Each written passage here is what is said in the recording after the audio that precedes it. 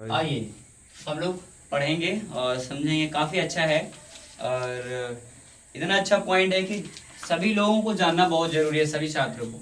आज हम लोग को पढ़ना क्या है, गुरु गोविंद जी। क्या है? गुरु गोविंद जी के बारे में पढ़ना है। और ये बहुत ही एक अच्छे कवि हैं, ठीक है ना। ये सिख के 10वें कवि भी रह चुके हैं, है ना, और अंतिम भी बोल सकते हैं इनको। चलिए 9th क्लास का बुक है, हम लोग सब चल पढ़ेंगे आज। यहाँ देखेंगे इनका कुछ जीवन परिचय है, वो उसको पहले। इनका नाम क्या है? गुरु गोविंद सिंह, है ना।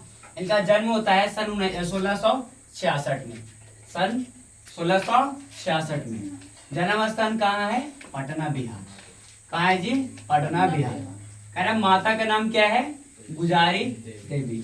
आज सुना, गुरुमुखी के जो ज्ञान इसको प्राप्त हुआ, इनको मां ने दिया था। कौन दिया था? गुजारी देवी ने दिया था, सिखाया था। आज सुनना बाबू लोग, ये सिख के कैसे गुरु थे? तो सिख गुरु गोविंद सिंह थे, 10वें कवि थे, ना सॉरी 10वें गुरु थे और अंतिम थे। क्या था? 10वें और अंतिम, मतलब लास्ट वाला। इनका मूल नाम क्या था? गोविंद राय। और इनका देहांत कब हुआ, यानी कि मर गए, यानी कि मृत्यु हो गया 1708 में, है ना। शिष्य की बात करें, किसका शिष्य थे? तेग बहादुर के थे। किसके थे? तेग बहादुर के। अब इनकी रचना की बात किया जाए तो जापू साहिब, अकल अतीत और विचित्र नाटक, चंडी चरित्र, ज्ञान का प्रबोधक, है ना, शास्त्र नामाला, चौपाई, जफरनामा 1726 में लिखा था, जो कि अंग्रेज के लिए वो था, औरंगजेब के लिए इन्होंने लिखा था। अब सुनिएगा इसका मेन मूल क्या है। इन्होंने कुछ कविताएं लिखा है। इस कविताओं को मैं पढ़कर बताऊंगा आप लोगों को, और समझिएगा पहले, ठीक है। क्या कहता है? को भैया मुंडिया सन्यासी, कहो जोगी, कवि भैया ब्रह्मचारी, कहो जाति बन जाए। आप सुना, कोई व्यक्ति कहता है ब्रह्मचारी बन गए और कोई व्यक्ति कहता है जोगी बन गए। क्या कहता है?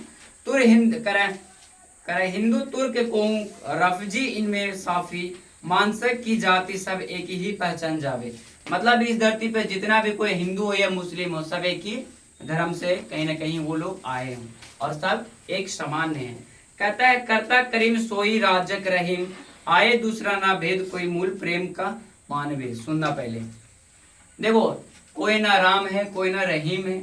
क्या कह रहा है? ना कोई राम है, कोई ना रहीम है ना। ये कहता है वो उस चीज को मानता है ऐसे ही जो इंसान के पास सत्य बोली और मानवता की सोच हो, वो उसको मानते हैं, भगवान के दर्शन देते हैं, क्या ना। सुना पड़े, कह रहा दूसरे ना भेद कोई मल का मूल, है ना, प्रेम और मानवे। कह रहा है इंसान में कभी भी एक दूसरे में क्यों मन भेद नहीं करना चाहिए, है ना, कि तू राम के है या तुम रहीम को, इसका कभी भी मूलभेद नहीं करना चाहिए। एक इंसानियत के नाते से इंसान को जीना चाहिए। कहता है एक ही सेवा सबकी गुरुदेव, एक ही सबके एक ही ज्योति जनावे। सुनना, एक गुरु सबको ज्योति जनाता है, तो हम लोग कैसे मान लेते हैं कि हम लोग के अनेक अनेक प्रकार के विवादों में बच्चे हैं। अगर इस धरती पर कोई भी जन्म लिया तो दो इंसान होगा, स्त्री और पुरुष लिया, तभी नहीं संसार में लोग फैल गया जी। एक को ना होगा दुगो, तो उस टाइम कौन सा जाति और धर्म था? यही था, स्त्री और पुरुष, और कोई था नहीं था। तो आज लोग जाति और बंधनों में बंध गए। कभी भी कहता है कि आज लोग भले ही जात फलना ढेकाना सबका नाम दे दिया गया, लेकिन इस धरती पे कोई भी एक ही होगा, जो भी गॉड होगा एक ही होगा, one and only, note other.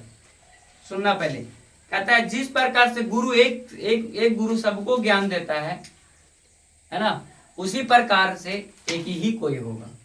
कहता है जय जय एक के आगे तो कानून काटते आगे उठे, नए नहारे फिर से आगमन मुलहे।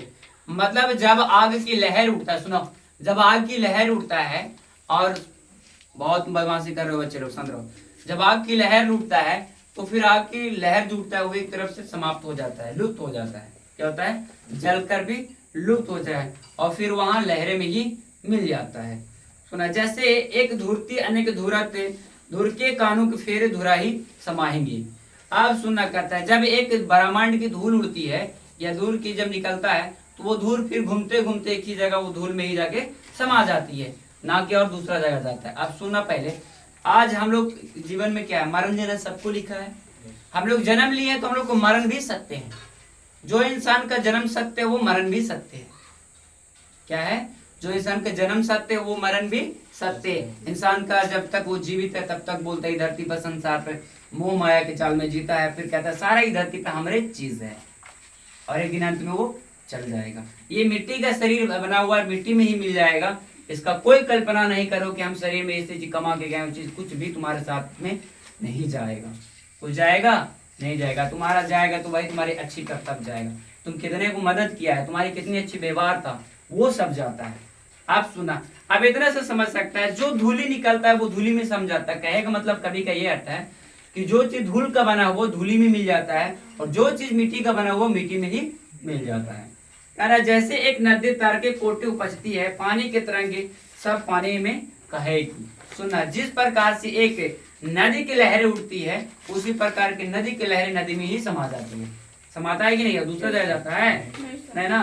कहता तैसे भी रूप तैभी अद्भुत प्रकट होए, ताही उपज जाए सभी तब में ताही में समाएंगे। मतलब जहां से हम लोग जन्म लिए हैं, जहां से हम लोग को कर्म बनाया गया है, वही कर्म को गिना जाएगा, लेकिन शरीर को मरना निश्चिंत लिखा जाएगा।